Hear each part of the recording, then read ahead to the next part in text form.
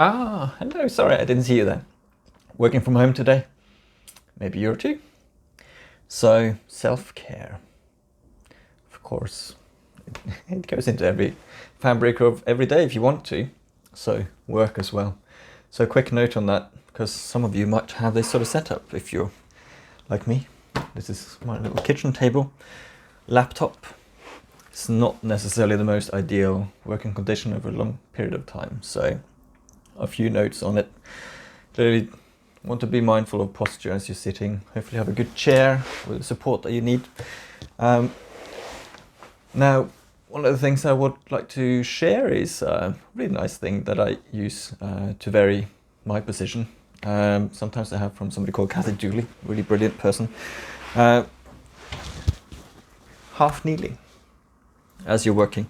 Actually, position for me is really great here. You can change legs, which knee that you're kneeling on.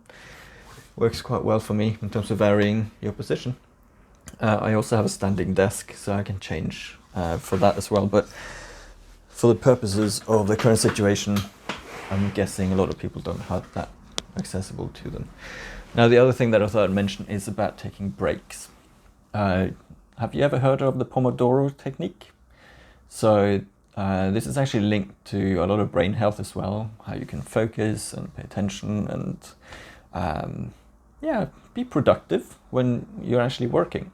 So in short, principle is to spend maybe 20-25 minutes working, taking a 5-minute break. If you do sort of 4 lots of that and you can take a bigger break, that's sort of in essence what that technique is all about. Now, what you might want to do whilst you're having a break, hydrate. So drink plenty of water, super important for our brain and our bodies. We have a lot of water in us and we need that to function well. Maybe some breathing, which I've talked about in my first video.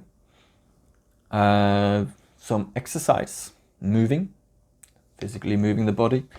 You can do something like juggling as well, or maybe some Superbrain Yoga squats, which I learned in Jim Kwik's Superbrain Quest on Mind Valley, which is essentially like a normal squat, but if you kind of massage the opposite earlobe as you're squatting, it does a lot more. And if you're from India, you're probably familiar with this. I can't remember the name of it.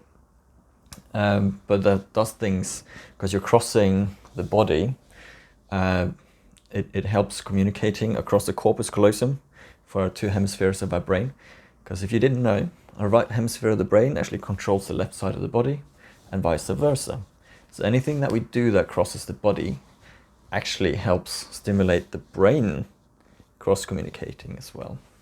So I think I'm going to be touching on that in another video as well. So there's just a few little tips if you're in a situation like I am now. So I hope that this finds you well. If you have any tips that you'd like to share, please leave them in the comments on the Facebook post going along with this video. Okay, bye for now.